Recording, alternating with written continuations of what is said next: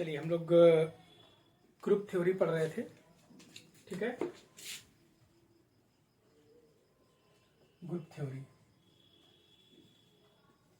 तो group theory में हमने ग्रुप की डिफिनीशन आपको बता दी थी, ठीक है। ग्रुप किसे कहेंगे, ग्रुप किसे कहेंगे ये हमने आपको एक्सप्लेन कर दिया था कल। फिर से एक बार थोड़ा सा और ध्यान दे देते हैं। हमने एक टर्मिनोलॉजी बताई थी, सो किया मतलब पहले तो वो एक सेट होना चाहिए। ग्रुप क्या होता है, एक सेट होना चाहिए, एक बाइनरी ऑपरेशन लगना चाहिए, क्लोजर होना चाहिए, उसी ऑपरेशन पर आइडेंटिकल होना चाहिए, इनवर्स एग्जिस्ट करना चाहिए और एसोसिएटिव होना चाहिए। क्लियर है, इनके बारे में बताया था। एक चीज और याद रख लीजिएगा, एबिलियन ग्रुप क्या होता है। एबिलियन ग्रुप क्या होता है, देखिए बहुत इजी सा कॉन्सेप्ट है। अगर कोई ग्रुप है वो कब एबिलियन ग्रुप कहलाएगा, अगर वो एक और ये कंडीशन फॉलो करने के साथ साथ एक कंडीशन और फॉलो कर ले। कौन सी कंडीशन फॉलो कर ले? Sorry, commutative. यदि कोई ग्रुप कम्यूटेटिव प्रॉपर्टी को फॉलो कर ले तो उसे हम कहेंगे एबिलियन ग्रुप। उसे हम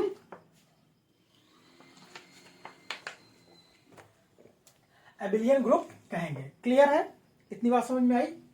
ये था हमारी ग्रुप थ्योरी में ग्रुप की डिफिनीशन, ठीक है। एबिलियन ग्रुप समझ में आ गया। एबिलियन ग्रुप क्या होता है, सेम पूरी ग्रुप की डिफिनीशन। अब ग्रुप के साथ साथ अगर नोट में डाल देंगे कम्यूटेटिव प्रॉपर्टी है लगती है तो उसे हम क्या बोलेंगे, एबिलियन ग्रुप। इंपॉर्टेंट है, ये काम देगा आपको। पढ़ते रहिए, समझते रहिए। कोई दिक्कत हो, कोई परेशानी हो तो पूछ लीजिएगा। एक क्वेश्चन है, नोट करिएगा। Prove that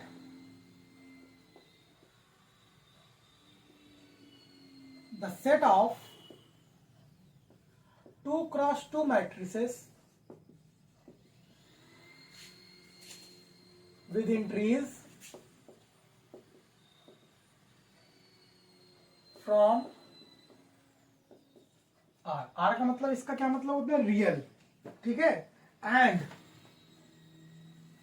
determinant of is 1, determinant of matrix is 1, is a group under matrix multiplication।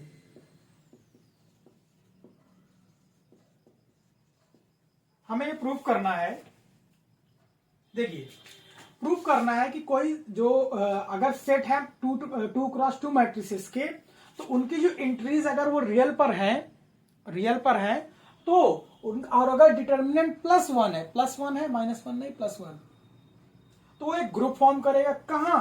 Matrix multiplication पर। क्लियर हुआ, समझ में आ गई बात। चलिए, पहली कंडीशन सेट होना चाहिए। सेट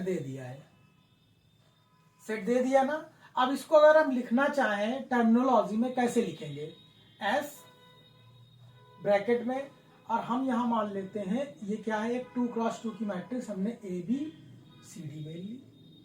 क्लियर है, हमने ABCD एक क्या मान ली, मैट्रिसेस मान ली, जो कि A, B, C, D कहां बिलोंग कर रहे हैं, R पर। कहा है ना, R पर एंट्री उसकी बिलोंग करती है। और डिटर्मिनेंट ऑफ दिस मैट्रिक्स कितना है, 1 है। क्लियर है, इतनी बात समझ में आई।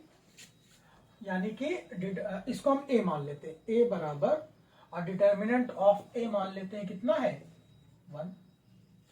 क्लियर, ये सेट बन गया हमारा। अब इसमें हमें प्रॉपर्टी कौन सी, मल्टीप्लिकेशन की प्रॉपर्टी लगानी है, ठीक है। तो पहली कंडीशन हमारी क्या थी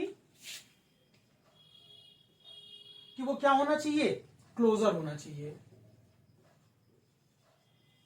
पहली कंडीशन हमारी थी कि वो क्लोजर होना चाहिए। क्लोजर का मतलब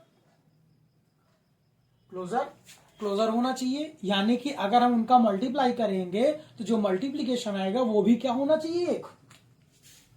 इसी पर बनना चाहिए मैट्रिक्स मल्टीप्लिकेशन। चलिए देखते हैं इसको, थोड़ा सा ध्यान देंगे इस पर। अगर हम मान लें, सपोज मान लेते हैं, चलो अगर a बराबर a1 a2 sorry b1 c1 b1, clear.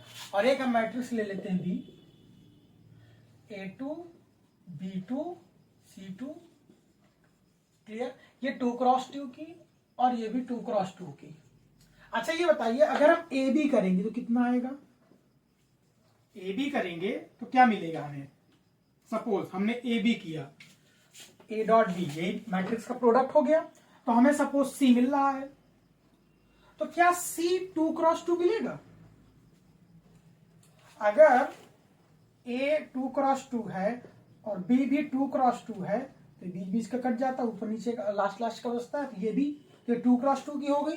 यानी पहली कंडीशन तो सेटिस्फाई हो गई कि ये भी किस में आएगा, सेम 2 क्रॉस 2 की मैट्रिक्स बनेगी। सेट में आ गया कि नहीं आ गया? मतलब ये सेट इसी के हैं, तो ये भी जो आएगा सी, ये इसी सेट का है कि नहीं है। पहली कंडीशन 2 क्रॉस 2 की मिल गई, हमें 2 क्रॉस 2 की मैट्रिक्स मिल गई।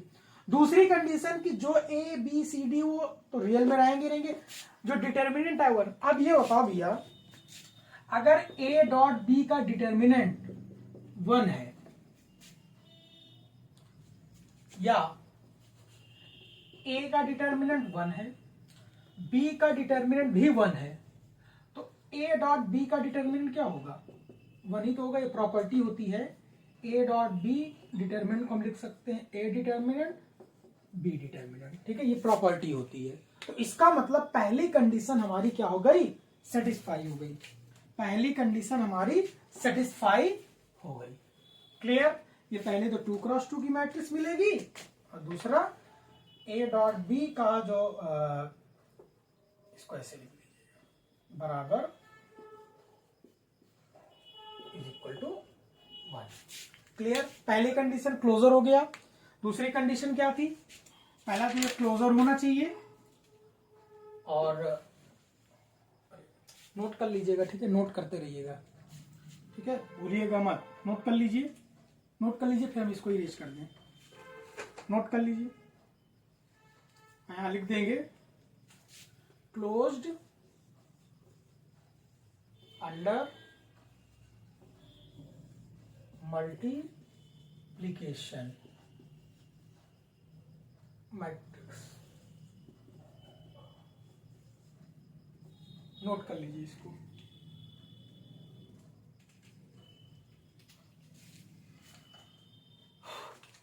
चलिए, नोट हो गया होगा, ठीक है। पहली कंडीशन सेटिस्फाई।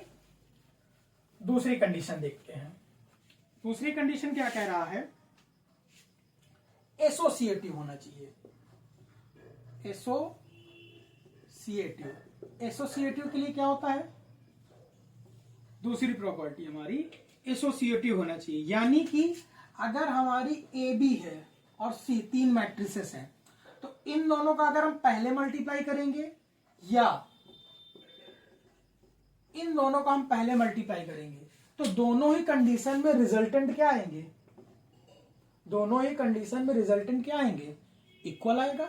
देखिए, हमने इनको नहीं इंटरचेंज किया, इंटरचेंज कर देंगे तो फिर अलग हो जाएगा।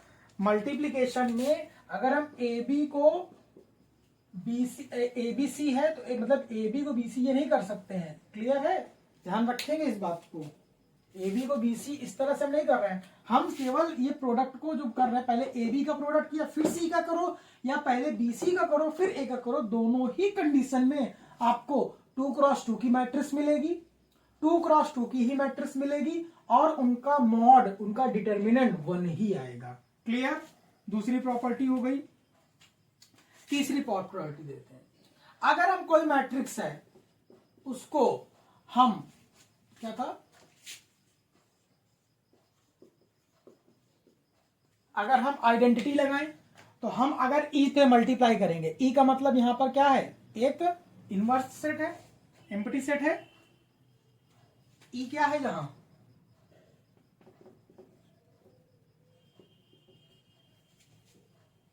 अगर इससे आप डॉट प्रोडक्ट करोगे तब भी हमें 2 क्रॉस 2 की मिलेगी या ए ही मिलेगी,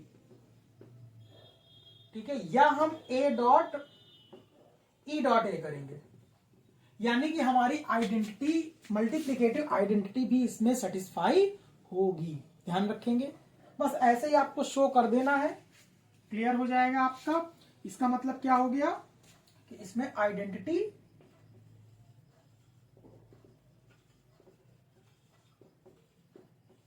matrices satisfy over multiplication, over multiplication identity matrices satisfy. तीसरी, चौथी कंडीशन इनवर्स। चौथी कंडीशन क्या थी? इनवर्स की थी, क्लियर है। अब इनवर्स के लिए क्या करेंगे? इनवर्स के लिए अगर ए हमारी कोई मैट्रिक्स है और हमारी कोई मैट्रिक्स मान लीजिए ए इनवर्स है, तो ए इनवर्स कब निकलता है? देखिए, ए मैट्रिक्स लेंगे और ए इनवर्स, तो ए इनवर्स कब निकलता है? जब मॉड ए कितना होना चाहिए? नॉट जीरो, यानी डिटर्मिनेंट ऑफ का होगा ये नॉट इक्वल टू जीरो, और वो पहले ही दे दिया है। जब पहले ही दे दिया तो इसका जो इनवर्स निकलेगा ए मैट्रिक्स का, अगर ए इनवर्स निकालेंगे तो कितना आएगा? 1 ही तो आएगा, या आइडेंटिटी ही तो आएगी, या ए इनवर्स का ऐसे करेंगे तब भी आइडेंटिटी आएगी। तो इसका मतलब फोर्थ कंडीशन भी हमारी सेटिस्फाई हो गई। समझ में आया यहां पर? फिफ्थ कंडीशन, फिफ्थ भी नोट करेंगे। अब चूंकि ये हो गया तो so it is an group. तो ये एक आपका क्या है? ग्रुप है। चारों कंडीशन को हमने सेटिस्फाई करा दिया, इस वजह से ये एक क्या है? ग्रुप है। क्लियर है? फिर भी कोई प्रॉब्लम हो तो आप पूछ लीजिएगा, फिर से कह रहे हैं, नोट कर लीजिए।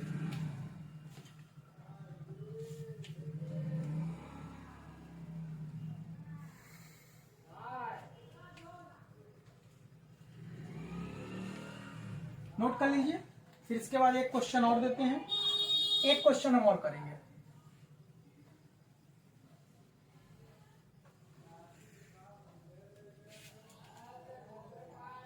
चलिए ठीक है, ऐसा करते हैं, इतना ही रखते हैं, ठीक है।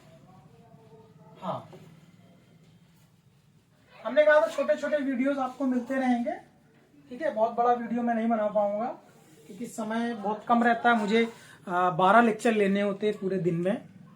पूरे दिन में 12 लेक्चर, सारे यूट्यूब में नहीं होते हैं, कुछ टीचमेंट में होते हैं, कुछ यूट्यूब में होते हैं, कुछ समय देना पड़ता है, कुछ और भी बहुत सारे पेंडिंग वर्क होते हैं, ठीक है। तो बाकी कोई प्रॉब्लम हो तो पूछ लीजिएगा, ठीक है। Okay, bye.